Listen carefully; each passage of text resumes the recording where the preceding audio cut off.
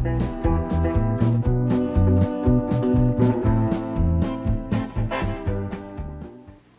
nerds, we're back for another brown bag beer review. It's been a while. I haven't done these this year, haha. I haven't done one of these for quite a while actually. With the advent calendar going on in December, little break over New Year's. It's been a while. These are always everybody's favorite. The brown bag beer review, a refresher. And here's the beer. I have no idea what it is or was. Schrodinger's beer. I have no idea what it is. My wife Callie picked it out for me. She brown bagged it. And I'm going to taste this beer without taking the bag off. I'll take some guesses. I'll comment about what I thought about it. And it's going to be honest because there's no brand bias. There's no style bias.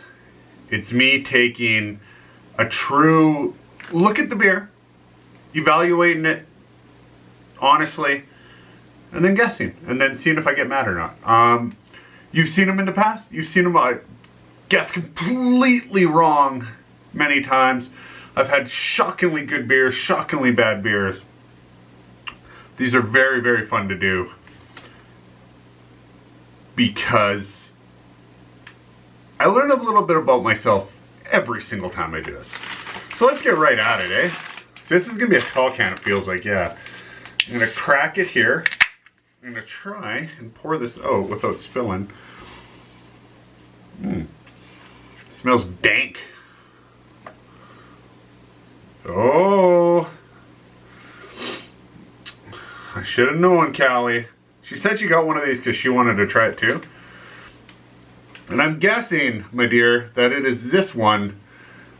This effervescent, orangish grapefruit. Actually, it looks a lot like grapefruit flesh, red grapefruit flesh beer. Slightly pink head on it. Very, very carbonated. Very carbonated. So it's 100% definitely a sour. I mean, I know that because it's Cali, but you can smell it. You smell the vinegar, you smell some dankness in it. And by dankness, I don't mean weed, I mean like the kind of overripe fruit. You can smell some vinegar. Now, I'm getting a whiff of salt. So that's interesting. Is this a Goza? Some kind of fruity strawberry Goza? So I'm getting some stringency. Raspberry? Maybe? Rhubarb, maybe? I don't know. Now I'm just guessing, I think. It smells good. It smells really good. Yeah, I'm guessing there's raspberry in it. Either way, it's very, very, very, very carbonated. If you're wondering why I poured it in just a plain old glass, because I don't know what the beer is. I really don't know. I guess I could use a fluted glass with stem just to be safe, but I don't know. So it's going in this plain old mug. Let's try it.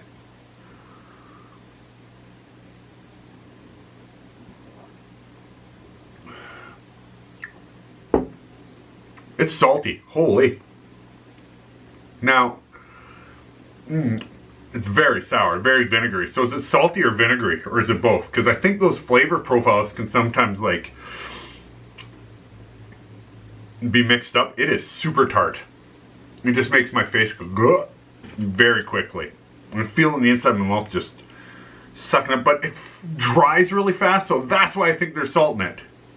Again, brown bag beer review, you never know. Never know till I reveal it.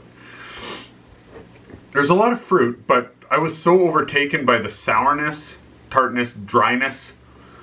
Almost like this briny, like this brine to it. I'm gonna try a little more. I'm gonna see if I can pick up the fruit.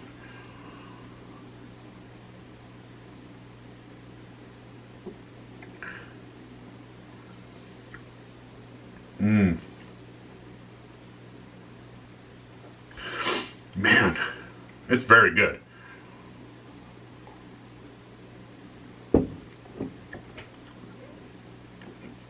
It's very good. It's some kind of berry, raspberry or strawberry or something. Can't really tell.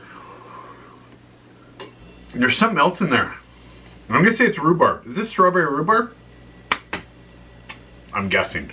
So you get that sour fruit sourness and then the brine sourness. And I mean brine because it gets like the vinegary and salt. So yeah, more like a briny tartness than a straight vinegar, like sour kind of that kind of sourness, or like a natural fermentation sourness. It's not that, it's something else. Because it is dry as heck. My mouth dries out, so you want to go back, like even between my teeth and lips, it's like super dry. It's very, very, very, very carbonated. It makes me wonder if it was alambic, that it might be can conditioned, but it doesn't really have like alambic elements. No like milky, no leathery kind of stuff like that. Not very. It just doesn't have those same qualities, right?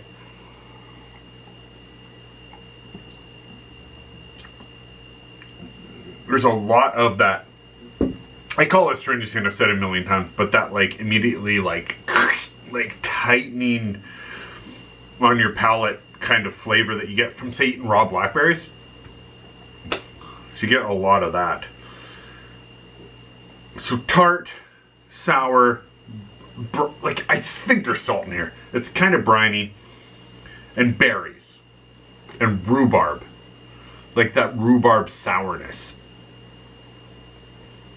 Interesting, really interesting. Do we want to take a look? I don't really have much more to say. I've described it all. It's kind of a cool beer. So, here we go. You're going to see it at the same time I do. It's taped in there shut tight. Okay, I'm having a hard time getting this out. Holy, oh, it's taped onto the can. So, that'll do it. Yeah. It is from Annex Ale Project. Ooh, I like Annex Ale Project. Pity Party Celebration Sour. 8.7%. Whoa. Here we go. Pity Party. Let's see what it says on the side here. Annex is awesome, by the way. Located Ripside Establishment. I don't know if there's two better breweries anywhere literally next door to each other. So batch number 94, tasting notes, tart, cherry, orange. Okay, I can get that a little bit. And like I said, it's 8.7%. That is strong sour. I don't know how many recordings I'll do today after that. This beer was inspired by the Shirley Temple. The sad mocktails that only the grenadine-colored glasses of nostalgia can trick you into thinking back on fondly, but surpasses them in every way, including ABV. It's a perfect companion for the season's restricted festivities, so swig this in the company of your cohort, and we'll call it a holiday party. Hell, if you're lucky enough to have a pandemic cellmate, you can even bring a +1.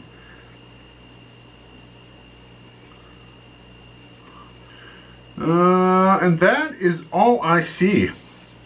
So, tart, cherry, orange. Tart,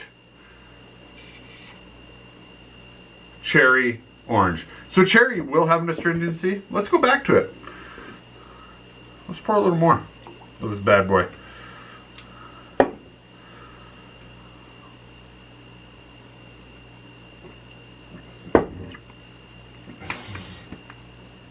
So some of that dryness might have been like the cough droppy kind of cherry. It's interesting how it switches so fast when you know what it is.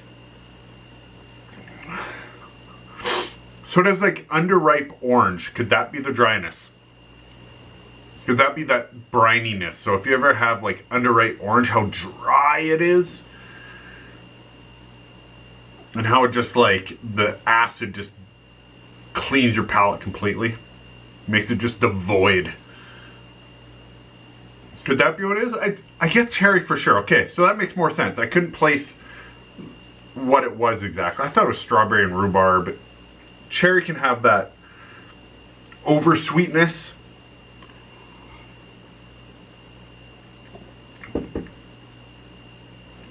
Yeah, I get more like cough drop cherry, but that's also fine.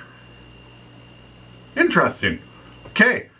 I kind of get the orange. Now that I know that flavor is orange, I kind of get it.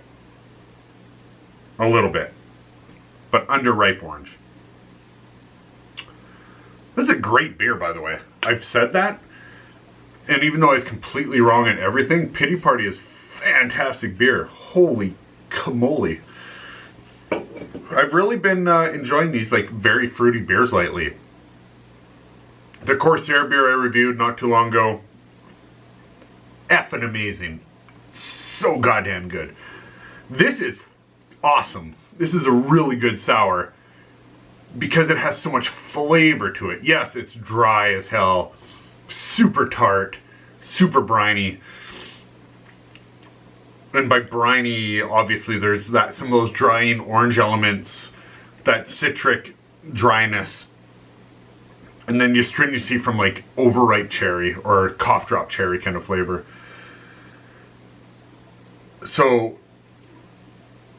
it adds such a deep element to the sour, where some gozes and stuff tend to be like, here's tartness and saltiness. So have some pickle juice without pickle juice flavor, without pickle flavor. That's kind of, it's like vinegar and salt. This almost reminds me of a goza, but lots and lots and lots and lots of juice in it. Fantastic. Good job, Annex Ales. Always great. As a matter of fact, Annex Ales had one of my favorite beers in the Advent calendar. I'm going to look for it. I can't remember which one it was. It was their Golden Ale. I can't remember the name. It was fantastic. So there we go. Brown Bag beer reviews are back. We're back. Full bore. I'm not doing dry January. I tone it down in between beer reviews 100%. But no dry January. Screw that. As always, like us at Fermented Nerds on all the social medias. Please join. Hit the thumbs up button. Just to let people know we're out there. Like our videos. Subscribe if you haven't. If your friends haven't subscribed, tell them to. If your local brewery hasn't subscribed, tell them to. Tell them all about us. We want to collaborate, especially in lockdown right now, where we can't get out. I want to get as many breweries on the channel as I can. Both selfishly to talk to them and hang out and drink their beer, but also to let them get a little tiny bit of exposure that I'm going to give them. A little bit of free advertising. We've had some really, really fun ones with Ribstone Creek, with Stronghold Brewing out of Fort McLeod. The guys from Analog have been on the channel in chat. So we're just hoping to get more and more. I'm talking to a few breweries right now, and I'm not going to say who until I know I can get them on channel. So if you're a local brewery and you want on channel, local brewery, I mean a brewery at all, especially in Alberta, that want on channel, let me know.